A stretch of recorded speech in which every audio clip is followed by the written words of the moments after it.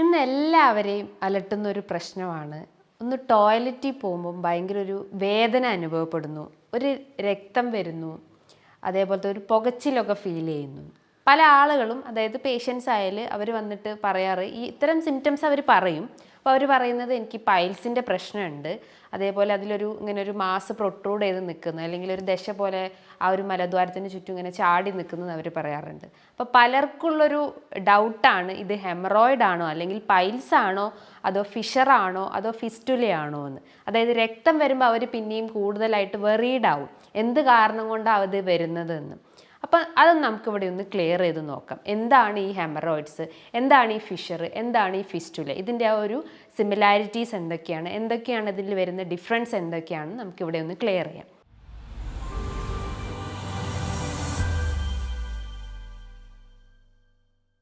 Hi, ഞാൻ doctor Juhi Das, QNB health കെയറിലെ homoeopathic ഫിസിഷ്യനാണ്.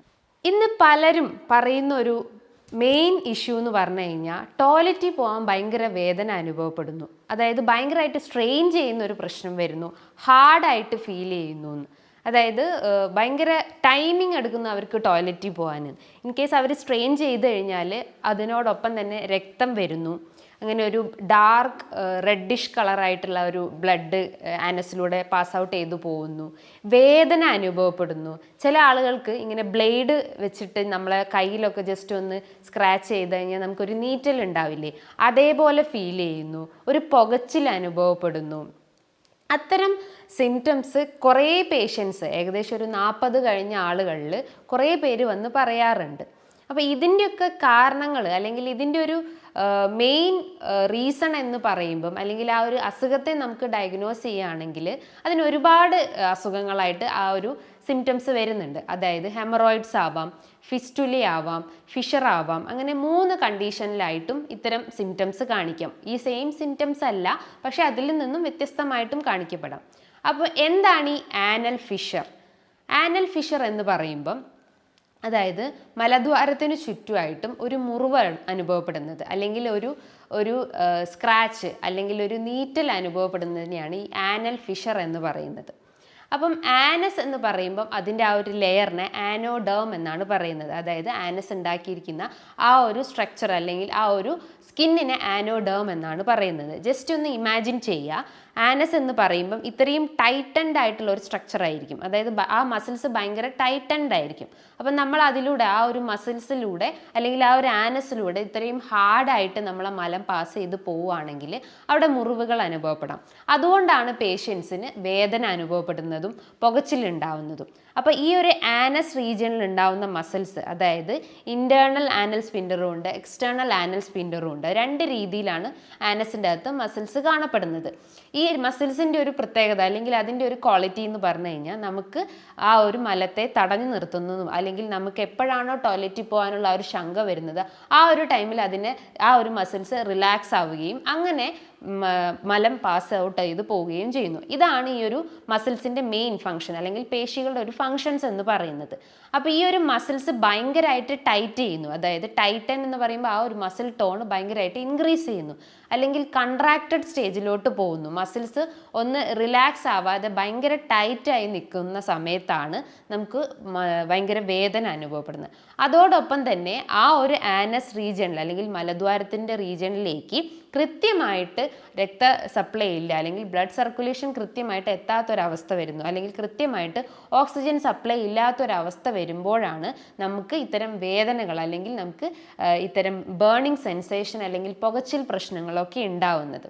അപ്പോൾ ഈ ഒരു ആനൽ ഫിഷർ എന്ന് പറയുമ്പം മെയിൻലി ഒരു 90% പല ആളുകളും പറയുന്നത് പിന്നിലായിട്ടാണ്. അതായത് ആനൽ, ജസ്റ്റ് ഇമാജിൻ ചെയ്യുക, ആനസ് എന്ന് പറയുമ്പം ആൻറ്റീരിയർ പോർഷനുണ്ട്, അതായത് ഫ്രണ്ട് പോർഷനുണ്ട്, അതേപോലെ തന്നെ പോസ്റ്റീരിയർ പോർഷനുണ്ട്. അതായത് നമ്മൾ പുറത്തോട്ട് കാണുന്നതിനെ ആൻറ്റീരിയർ പോർഷൻ എന്ന് പറയുന്നു, ഉള്ളിലോട്ടുള്ളതിനെയാണ് പോസ്റ്റീരിയർ പോർഷൻ എന്ന് പറയുന്നത്. ഒരു 90% ആനൽ ഫിഷർ കാണപ്പെടുന്നത് പിന്നിലായിട്ടാണ്. അതായത് പോസ്റ്റീരിയർ പോർഷനിലാണ് ഈ ഒരു ആനൽ ഫിഷർ കാണപ്പെടുന്നത്. 10% മാത്രമേ അതൊരു ആൻറ്റീരിയർ പോർഷനിൽ കാണപ്പെടുന്നു, അല്ലെങ്കിൽ ഫ്രണ്ടിലായിട്ട് കാണപ്പെടുന്നു. പല ആളുകളും അത് ഈ രക്തം ഇങ്ങനെ പിന്നിലൂടെ വരുന്നു, അല്ലെങ്കിൽ രക്തം ഇങ്ങനെ കഠിനമായിട്ട് വരുന്നു, വേദന അനുഭവപ്പെടുന്നു എന്ന് പറയുന്നതിൻ്റെ റീസൺ എന്ന് പറയുമ്പം അതിലേക്ക് കൃത്യമായിട്ട് ഓക്സിജൻ സപ്ലൈ എത്തുന്നില്ല, അതോടൊപ്പം തന്നെ ആ ഒരു മസിൽ ടോൺ അവിടെ റെഡ്യൂസ്ഡ് ആയതുകൊണ്ടാണ്.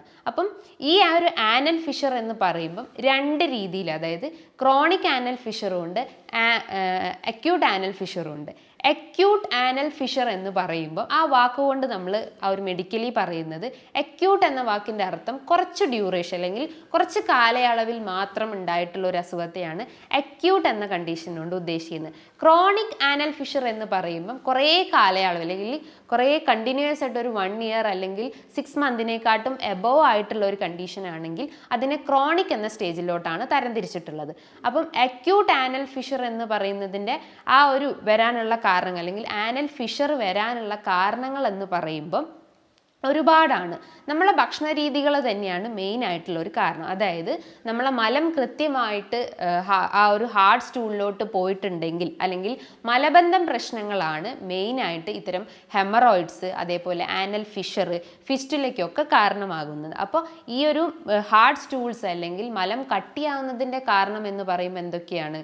അതായത് നമ്മൾ കഴിക്കുന്ന ഭക്ഷണ രീതികൾ തന്നെയാണ്. നമ്മൾ ഫൈബർ അടങ്ങിയിട്ടുള്ള ഭക്ഷണങ്ങൾ കഴിക്കുന്നില്ലെങ്കിൽ, അതേപോലെ കൃത്യമായിട്ട് നമ്മളെ ശരീരത്തിൽ ജലാംശം മെയിൻറ്റെയിൻ ചെയ്തിട്ടില്ലെങ്കിൽ, അതേപോലെ തന്നെ നമ്മൾ വർക്കൗട്ടുകൾ ചെയ്തിട്ടില്ലെങ്കിൽ, കണ്ടിന്യൂസ് ആയിട്ട് ഈ നിന്ന് ജോലി ചെയ്യുന്ന ആളുകളിൽ, അമിത വണ്ണുള്ള ആളുകളിൽ, അതേപോലെ പ്രഗ്നൻസി പീരീഡിന് ശേഷം സ്ത്രീകളിൽ ഇതേപോലെ ആനൽ ഫിഷറിൻ്റെ പ്രശ്നങ്ങളൊക്കെ കണ്ടുവന്നിട്ടുണ്ട്.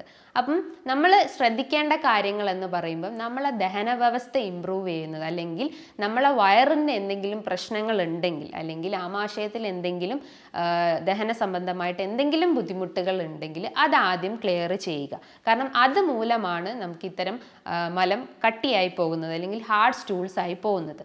അപ്പോൾ അത് ക്ലിയർ ചെയ്യാൻ വേണ്ടിയിട്ട് നമ്മളെ ദഹനം ഇമ്പ്രൂവ് ചെയ്യാൻ വേണ്ടിയിട്ട് നമ്മൾ എപ്പോഴും നമ്മളെ ദഹനം തണുപ്പിക്കുന്ന രീതിയിലുള്ള ഭക്ഷണങ്ങൾ എടുക്കാൻ ശ്രമിക്കുക. അതായത് പ്രോബയോട്ടിക് ഭക്ഷണങ്ങൾ നിങ്ങൾക്ക് എടുക്കാവുന്നതാണ്.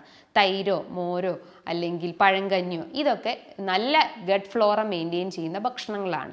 അങ്ങനെ ചെയ്യുമ്പം നമ്മൾ ആ ഒരു ഹാർഡ് സ്റ്റൂൾ മാറിയിട്ട് കൂടുതലായിട്ടും സോഫ്റ്റ് സ്റ്റൂളാവും. അതായത് മലം കുറച്ചുകൂടി ഒന്ന് ലൂസായി പോകുന്ന ഒരു അവസ്ഥ വരുന്നു. അപ്പോൾ നമുക്ക് ഇത്തരം വേദനകൾ കഴിവതും കുറയ്ക്കാൻ പറ്റുന്നതാണ്.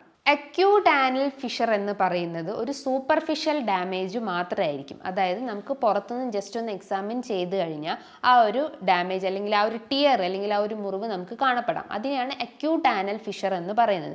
പക്ഷേ ക്രോണിക് ആനൽ ഫിഷർ എന്ന് പറയുമ്പം കുറച്ചുകൂടി ഡീപ്പ് ഇഞ്ചുറി സംഭവിച്ചിട്ടുണ്ടാവും, അല്ലെങ്കിൽ അതിൻ്റെ ആ ഒരു മുറിവ് ഭയങ്കര ആഴത്തിൽ ചെന്നിട്ടുണ്ടാവും.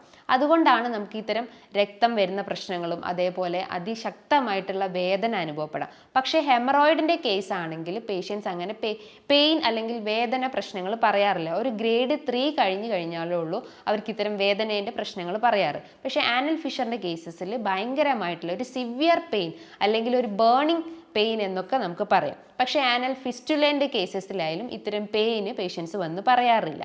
ആനൽ ഫിഷറിൻ്റെ കേസസിൽ മാനേജ്മെൻറ്റ് എന്ന് പറയുമ്പോൾ, അല്ലെങ്കിൽ നിങ്ങൾക്ക് വീട്ടിലിരുന്ന് ശ്രദ്ധിക്കേണ്ട കാര്യങ്ങൾ എന്നൊക്കെ പറയുമ്പം മെയിനായിട്ട് അവർ ശ്രദ്ധിക്കേണ്ട ഒരു കാര്യം അല്ലെങ്കിൽ ചെയ്യേണ്ട ഒരു മെത്തേഡ് എന്ന് പറഞ്ഞു കഴിഞ്ഞാൽ സിറ്റ്സ് ബാത്ത് എന്ന് പറയുമ്പം നമ്മളൊരു ബേസിൻ്റെ അകത്ത് ഒരു തിളപ്പിച്ചാറിയ വെള്ളം അല്ലെങ്കിൽ ജസ്റ്റ് ഒരു മൈൽഡ് ആയിട്ടുള്ള ഒരു ചൂടുവെള്ളം എടുക്കുക. അതിൻ്റെ അകത്തേക്ക് കുറച്ച് സാൾട്ട് ആഡ് ചെയ്യുക. എന്നിട്ട് നമ്മൾ ജസ്റ്റ് ഒരു 10-15 മിനിറ്റ് അതിൻ്റെ അകത്ത് ജസ്റ്റ് ഒന്ന് നമ്മൾ ഇരിക്കുക. ആ ഒരു ടൈമിങ്ങിൽ അവിടെ നടക്കുന്ന ഒരു പ്രോസസ്സ് എന്ന് പറയുമ്പം ആ മുറിവുകളൊക്കെ ജസ്റ്റ് ഒന്ന് ഹീൽ ചെയ്യപ്പെടും, അല്ലെങ്കിൽ ജസ്റ്റ് ഒന്ന് ഉണങ്ങും. അപ്പം നമുക്ക് ആ ഒരു വേദനേൻ്റെ പ്രശ്നങ്ങളുണ്ടെങ്കിൽ അത് നമുക്ക് ആ ഒരു മെത്തേഡിലൂടെ കുറയ്ക്കാൻ പറ്റുന്നതാണ്.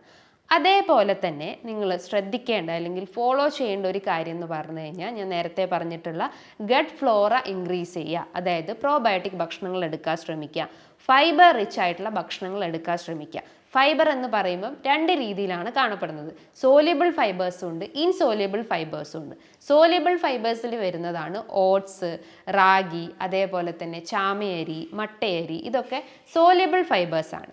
ഇൻസോല്യുബിൾ ഫൈബേഴ്സ് എന്ന് പറയുമ്പം ഫ്രൂട്ട്സിലും വെജിറ്റബിൾസിലും ഉള്ളതാണ്. അതായത് നമുക്ക് ഓറഞ്ച്, മൊസമ്പി, ഗ്രേപ്സ്, പൈനാപ്പിൾ, അതേപോലെ കുക്കുംബർ, അവക്കാഡോ, അതേപോലെ ക്യാരറ്റ്, പംകിൻസ്, ഇതിൻ്റെ അകത്തൊക്കെ ഇൻസോല്യബിൾ ഫൈബേഴ്സ് ആണ് അടങ്ങിയിട്ടുള്ളത്. അപ്പോൾ നിങ്ങൾക്ക് രണ്ടും, ഈ ഇൻസോല്യബിളും സോല്യബിൾ ഫൈബേഴ്സും നിങ്ങളുടെ ഭക്ഷണത്തിൽ ഉൾപ്പെടുത്തുന്നത് നല്ലതാണ്.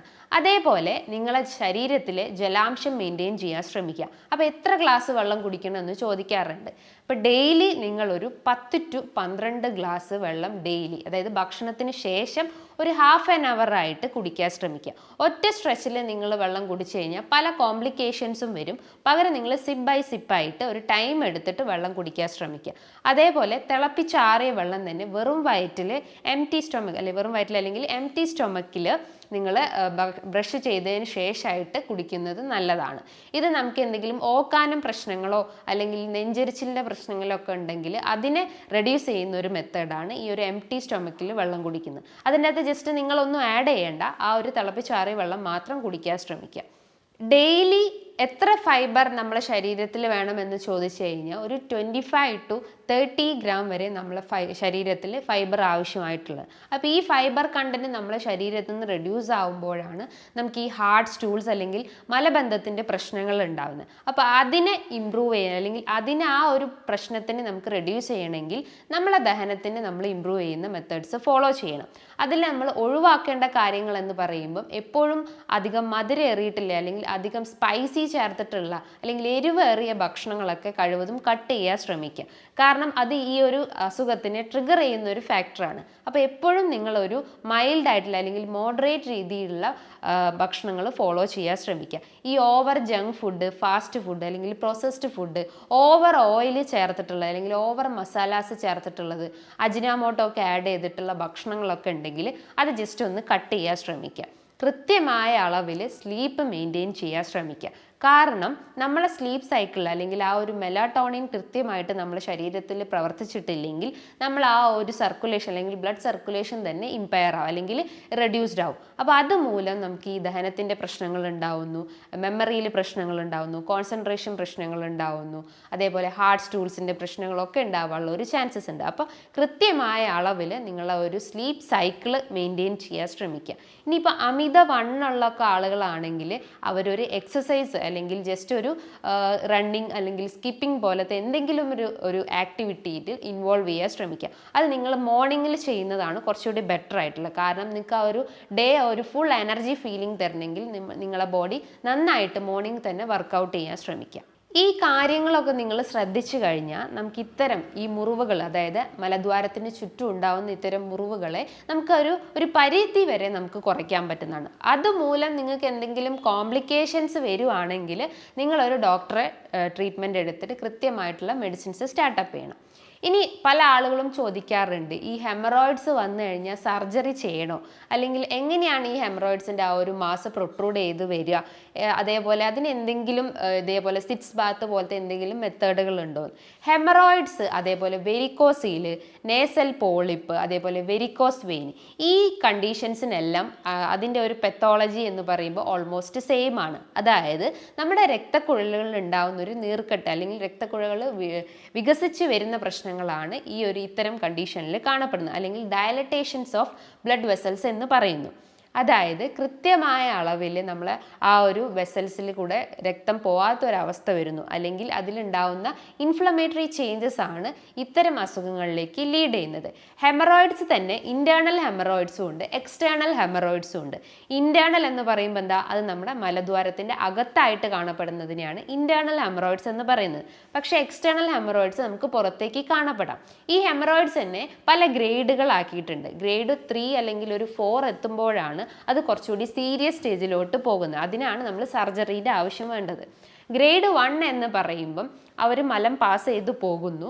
ആ ഒരു ടൈമിൽ തന്നെ ആ ഒരു മാസ്, ഇൻറ്റേർണൽ ഹെമറോയിഡ്സ് ആണെങ്കിലും എക്സ്റ്റേണൽ ഹെമറോയിഡ്സ് ആണെങ്കിലും അത് ജസ്റ്റ് ഒന്ന് മലത്തിൻ്റെ ആ ഒരു മലദ്വാരത്തിന് ചുറ്റുമായിട്ടും ആ ഒരു മാസ് ഉണ്ടെങ്കിൽ മലം പാസ് ചെയ്ത് പോകുമ്പം അത് ജസ്റ്റ് ഒന്ന് പ്രൊട്രൂഡ് ചെയ്ത് വരുന്നു, അല്ലെങ്കിൽ പുറത്തേക്ക് ചാടി വരുന്നു ആ ഒരു മാസ്. പക്ഷേ ആ മലം പാസ് ഔട്ട് ചെയ്ത് പോയി കഴിഞ്ഞിട്ട് ജസ്റ്റ് ആ നമ്മൾ കൈകൊണ്ടോ ഒന്നും നമ്മൾ ഉള്ളിലേക്ക് കയറ്റി വെക്കേണ്ട.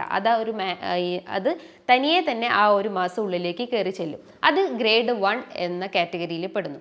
ഗ്രേഡ് 2 എന്ന് പറയുമ്പം ഇതേപോലെ തന്നെ ഈ ഒരു സ്റ്റൂൾ അല്ലെങ്കിൽ മലം പാസ് ചെയ്ത് വരുന്നു, അല്ലെങ്കിൽ ആനസിൻ്റെ കൂടെ പാസ് ചെയ്ത് വരുന്നു.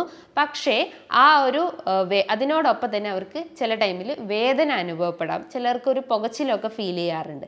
ഗ്രേഡ് 2-ൽ മെയിനായിട്ട് ഈ മാസ് പ്രൊട്രൂഡ് ചെയ്ത് വരുന്നു, പക്ഷേ അത് അവർ കൈ കൊണ്ട് തന്നെ ഇൻസേർട്ട് ചെയ്ത് കയറ്റേണ്ട ഒരു അവസ്ഥ വരുന്നു. അത് ഗ്രേഡ് 2-ൽ വരുന്നു. ഗ്രേഡ് 3 എന്ന് പറയുമ്പം ഈ ഒരു മാസ് മലത്തോടൊപ്പം തന്നെ പുറത്തോട്ട് വരുന്നു, പക്ഷേ അത് നമ്മൾ റിവേർട്ട് ചെയ്ത് കയറ്റി കഴിഞ്ഞാലും പക്ഷെ അത് പോകാത്തൊരവസ്ഥ വരുന്നു. ആ ഒരു മാസ് ഇങ്ങനെ കണ്ടിന്യൂസ് ആയിട്ട് മലത്തിൻ്റെ ആനസിൻ്റെ പുറത്തായിട്ട് ഇങ്ങനെ എക്സിസ്റ്റ് ചെയ്ത ഒരവസ്ഥ വരുന്നു. അത് ഗ്രേഡ് 3 അല്ലെങ്കിൽ ഗ്രേഡ് 4-ലേക്ക് നമുക്ക് പറയാം. ഈ ഹെമറോയിഡ്സ് അഥവാ പൈൽസ് അഥവാ മൂലക്കുരു വരാൻ ഒരുപാട് കാരണങ്ങളുണ്ട്. മെയിനായിട്ട് അവർക്ക് അമിതവണ്ണത്തിൻ്റെ പ്രശ്നം ഉണ്ടെങ്കിൽ അല്ലെങ്കിൽ ശരീരഭാരം വർദ്ധിച്ചു വരുന്ന ആളുകൾക്കും ഇത്തരം പ്രശ്നങ്ങൾ കണ്ടുവന്നിട്ടുണ്ട്. അതേപോലെ സ്ത്രീകളിൽ പ്രഗ്നൻസിക്ക് ശേഷവും ഈ ഹെമറോയിഡ്സിൻ്റെ പ്രശ്നങ്ങൾ കണ്ടുവന്നിട്ടുണ്ട്. അതേപോലെ തന്നെ നിങ്ങളുടെ ശരീരത്തിൽ കൃത്യമായിട്ടുള്ള ജലാംശം മെയിൻറ്റെയിൻ ചെയ്തിട്ടില്ലെങ്കിൽ അല്ലെങ്കിൽ കോൺസ്റ്റിപ്പേഷൻ പ്രശ്നങ്ങളൊക്കെ ഉണ്ടെങ്കിലും അതുമൂലവും ഇത്തരം മൂലക്കുരുവിൻ്റെ അല്ലെങ്കിൽ പൈൽസിൻ്റെ പ്രശ്നങ്ങളിലേക്ക് ലീഡ് ചെയ്യാനുള്ളൊരു ചാൻസസ് ഉണ്ട്.